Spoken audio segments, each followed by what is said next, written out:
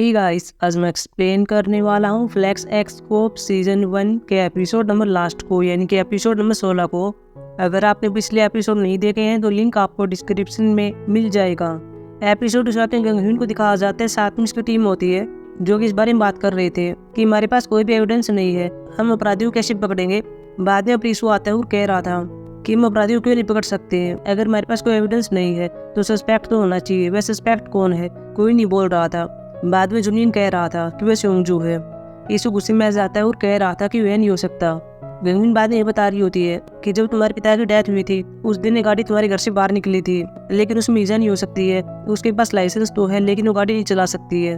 और घर के अंदर क्यों ली जाती, साथ में सोंगजू था और कोई नहीं था। लेकिन यीशु कहता कि ऐसा नहीं हो सकता, अपराधी ईजा है।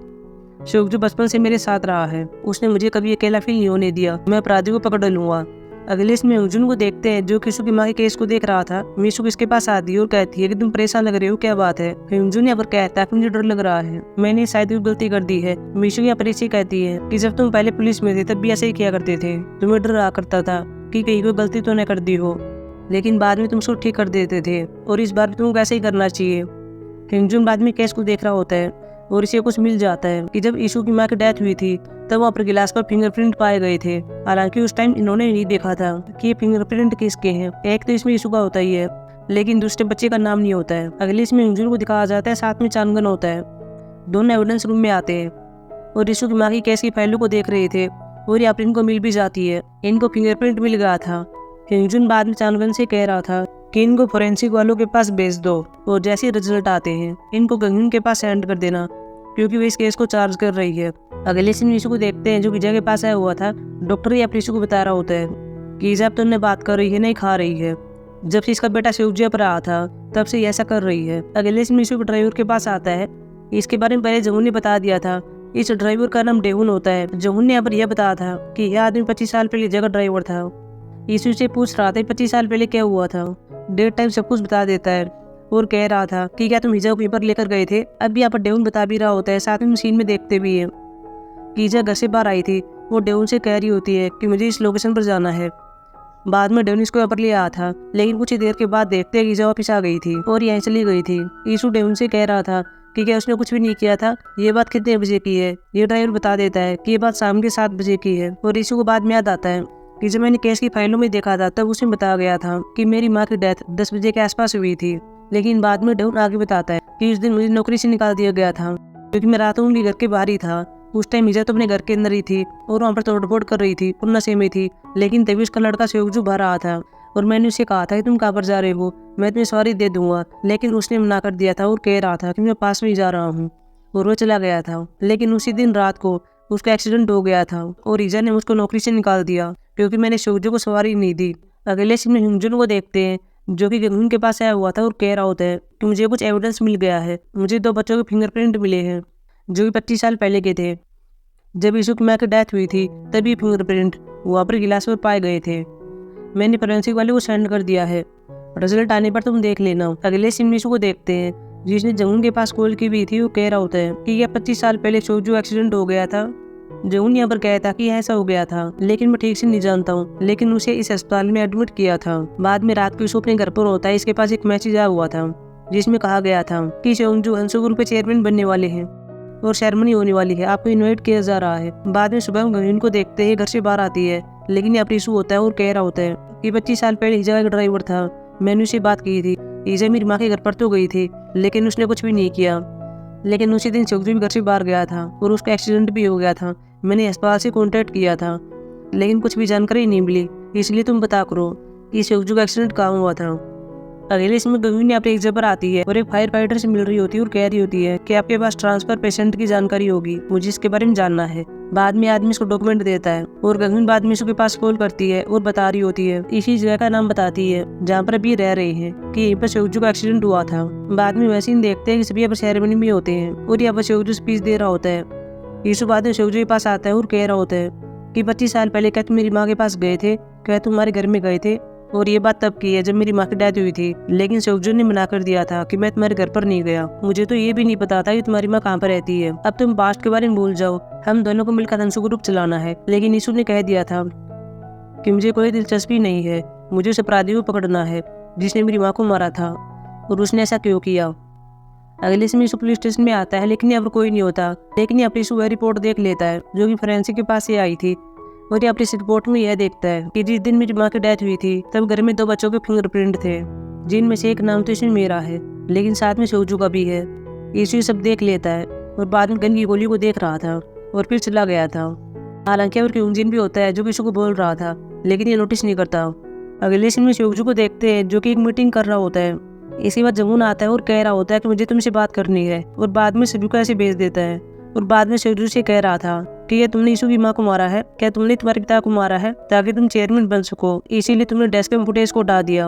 अगर तुमने ऐसा किया है तो तुम इस पोजीशन के लायक नहीं हो और मैं तुम्हें चेयरमैन नहीं बनने दूंगा। सोजू बाद में इसे कहता है कि तुम इस्तीफा दे सकते हो, अब तुम यहाँ पर काम नहीं कर सकते, तुम्हें अब चले जाना चाहिए। अगले इसमें ईजा को दिखाया जाता है जो कि अस्पताल में होती है, साथ में इसके हाउसकीपर होती है जो कि ये बता रही होती है कि आज तुम्हारा बेटा चेयरमैन बन गया है। ईजा बाद में कुछ सीन याद करती है जो कि पास्ट के होते हैं, जहाँ बार बार अपने बेटे से कह रही होती है कि तुम्हें हंसू ग्रुप का चेयरमैन बनना होगा, तुम्हें इसको लीड करना होगा। हीजा बाद में चाकू को देख रही होती है। अगले सीन में सोजू को देखते हैं जो कि अपने ऑफिस में होता है।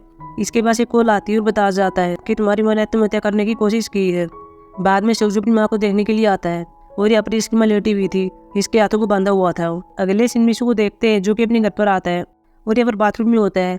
इसके बाद जमुना कॉल आता है और कह रहा होता है कि ईजा ने खुद को मारने की कोशिश की है। यीशु कह रहा था मैं जानता हूँ कि उसने ऐसा क्यों किया है, क्योंकि उसका बेटा अपराधी है। यीशु बाद में सोजू के पास कॉल करता है और कह रहा होता है कि चलो बात करते हैं। सोजू कह रहा था ठीक है मेरे ऑफिस में आ जाओ, लेकिन यीशु मना कर देता है और कह रहा था कि तुम मेरे घर पर आ जाओ। बाद में सोजू ने ऐसा ही किया था, वो यीशु घर पर आ गया था। अगले सीन पुलिस स्टेशन में देखते हैं जब गविन फोरेंसिक रिपोर्ट को देखती है और यहाँ पर पूछ रही होती है कि ये किसने देखी थी। क्यूंजिन यहाँ पर कह रहा था कि यहाँ पर पहले यीशु आ था। लेकिन बाद में रिपोर्ट को देखती है, इसे भी सोजू बारे में पता चलता है कि वो अपराधी है, और बाद में बंदूक की गोलियों को देख रही होती है और फिर अपनी टीम से कहती है कि जल्दी से यीशु को ढूंढो। अगले से सोजू को देखते हैं जो कि यीशु के पास आता है। यीशु उसको पीने के लिए जूस दे रहा था। सोजू कह रहा था मैं ऐसा क्यों करूं। यीशु कह रहा था कि तुम डर लग रहा है, तुम यहाँ पर 25 साल पहले आए थे, तुम्हारे फिंगरप्रिंट गिलास पर पाए गए हैं। उस टाइम उनको पता नहीं चल पाया था और उन्होंने समझा कि आत्महत्या है, लेकिन तुमने ऐसा क्यों किया, तुमने मेरी माँ को क्यों मारा। सोजू कह रहा था मुझे नहीं पता कि तुम ये सब क्यों कर रहे हो। बाद में सोजू जा रहा होता है, लेकिन यीशु गन को निकालता है और कह रहा था कि मुझे बताओ कि तुमने मेरी माँ को क्यों मारा। सोजू कन्फेस कर रहा होता है और साथ में पास्ट के सीन में देखते हैं कि क्या हुआ था। यहाँ पर ईजा अपने घर पर होती है और नींद गोली को लेने वाली थी। साथ में अपने बेटे से कह भी रही होती है कि इनको लेकर मैं मर जाऊंगी, तुम्हारे पिता हम दोनों घर से बाहर निकाल देंगे, वह मुझसे डिवोर्स लेने वाले हैं और किसी और से शादी करने वाले हैं, क्योंकि उनको पता चल गया है कि उसका एक असली बेटा है। लेकिन सोजू अपनी माँ से कहता है कि ऐसा नहीं होने वाला, हम घर पर ही रहेंगे, पिताजी ऐसा नहीं करेंगे। सोजू पर गोलियां ले लेता है और बाद में डिवोर्स के डॉक्यूमेंट को चेक कर रहा था और फिर अपनी माँ के पर्स को लेता है और इसमें वह एड्रेस देख रहा होता है जहाँ पर यीशु की माँ और साथ में यीशु रहता है। और फिर घर से बाहर आता है और यहाँ पर डेविन होता है और कह रहा होता है कि क्या तुम वहीं पर जा रहे हो, मैं तुम्हें सॉरी दे देता हूँ, लेकिन इसने मना कर दिया था और कह रहा था मैं पास में जा रहा हूँ, और बाद में चला गया था। और फिर यीशु घर पर आता है और यहाँ पर बेल बजा रहा था। यीशु की माँ इंटरपोल पूछ रही होती है कि तुम कौन हो। इसने बता दिया था कि मैं चेयरमैन का बेटा हूँ। यीशु की माँ बाहर आती है और कह रही होती है कि तुम तो भीग गए हो, तुम्हें अंदर आना चाहिए। बाद में इसको अंदर ले आती है और पीने के लिए जूस के 2 गिलास लाती है। सोजू अब यीशु की माँ से कह रहा था कि मेरी माँ खुद को मारना चाहती है क्योंकि चेयरमैन उसको डिवोर्स देने वाले हैं और तुमसे शादी करने वाले हैं। लेकिन यीशु की माँ ने कह दिया था कि ऐसा नहीं होगा, हम शादी नहीं करने वाले हैं। कहते हैं भूख लगी है, मैं तुम्हारे लिए खाना लाती हूँ।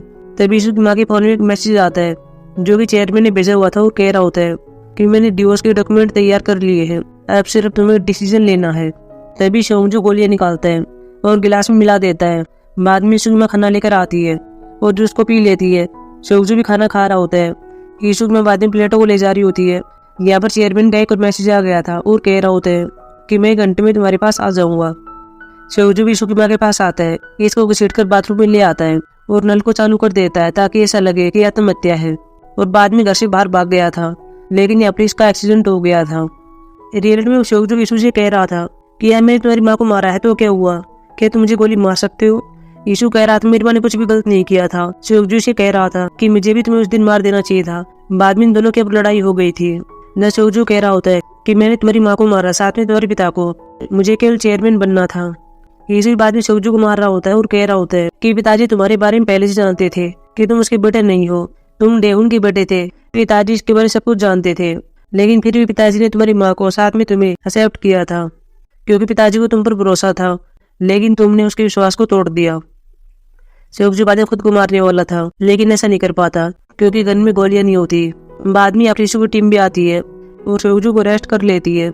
अगले सीन में गगन को देखते हैं, जो कि मीडिया को बता रही होती है कि कैसे शिवजू ने यीशु की माँ को मारा था, साथ में यीशु के पिता को भी। यीशु भी पास में ही होता है और यह सब सुन रहा था। बाद में बाहर चला गया था। आगे से अपनी युंजुन आ रहा होता है। युंजुन ने अपने से बात करता है और कह रहा था कि मुझे बता कि देर काफी हो गई है, लेकिन हमने अपराधी को पकड़ लिया है, मुझे माफ करना, मैं ऐसा नहीं कर पाया।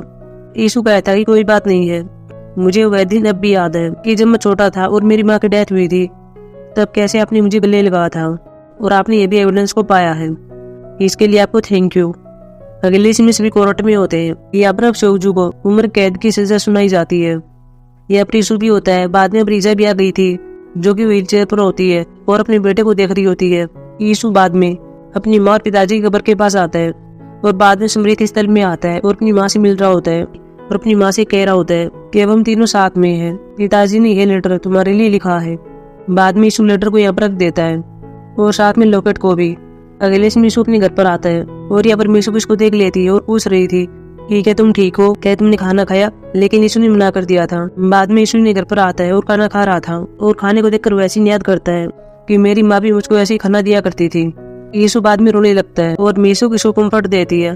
अगले सीन में सभी पुलिस स्टेशन में होते हैं और यीशु को याद कर रहे होते हैं कि जिन भी अब ऐसे ही कर रहा था। अगले सीन में जगून को भी देखते हैं, जो कि जीवन से मिल रहा होता है। जीवन इसे कहती है कि यह कोई काम था, लेकिन जगून कहता है कि नहीं, मैं सिर्फ ऐसे ही आ गया था, मुझे तुम्हारे साथ रहना था। अगले सीन यीशु को देखते हैं, जो कि चेयरमैन बनने के लिए जाने वाला था और स्पीच देने वाला था। अगले सीन में गगन को देखते हैं, जो कि पुलिस स्टेशन में आती है और यीशु की सीट को देख रही होती है और पास्ट के कई सीन बात करती है जहाँ यीशु और गगन साथ में थे और बाद में क्यूंजिन से कह रही होती है कि इस ड्रेस को बता दो। गगन बाद में अपनी सीट पर आती है और यीशु के रिजाइन वाले लेटर को देख रही होती है और बाद में रिजाइन लेटर को देने के लिए जाने वाली थी, लेकिन तभी अब यीशु आ गया था। सभी से कह रहे थे कि तुम यहाँ पर क्या कर रहे हो। यीशु कह रहा था मैं यहाँ पर काम करने के लिए आया हूँ। गगन से कहती है कि तुम्हारी कंपनी के बारे में क्या। यीशु बाद में उनको बता रहा होता है। साथ में सीन में देखते भी है कि जब यीशु स्पीच दे रहा था तब कह रहा था कि मैं इस कंपनी को लीड नहीं कर सकता हूँ, मैं इतना कैपेबल नहीं हूँ और आप ये पहले से जानते हैं, लेकिन कोई है जो कि काम कर सकता है। और तभी पास में जमून होता है और इसको ऐसा करने के लिए कहता है। बाद में जमून ने भी ऐसे ही किया था, यह स्टेज पर आ गया था। तभी यीशु को देखते हैं, जो कि पुलिस स्टेशन में होता है। यहाँ पर एक फोन बज रहा था। यीशु भागता फोन को उठाता है और यहाँ पर एक नया केस होता है। यीशु सभी को चलने के लिए कह रहा होता है। गगन यहाँ पर इसे कह रही होती है कि इस लेटर का क्या किया जाए। यीशु कहता है कि तुम इसको सबमिट मत करना, लेकिन गगन इसे कहती है कि तुम यहाँ पर कई दिनों से एब्सेंट थे। यीशु कहता है कि मैं माफीनामा लिख दूंगा। बाद में सभी केस को सोल्व करने के लिए बाहर जा रहे थे। यीशु गगन से कह रहा होता है कि मैं गाड़ी चलाऊंगा। गगन बाद में इसको चाबी देती है और बाद में ये सब चले जाते हैं और बाद में एपिसोड समाप्त हो जाता है। सो गाइस, यहाँ पर एक बात और है, ये बात कंफर्म हो गई है कि सीजन 2 आने वाला है। सो गाइस, अब हम मिलेंगे न्यू ड्रामा में, तब तक के लिए बाय।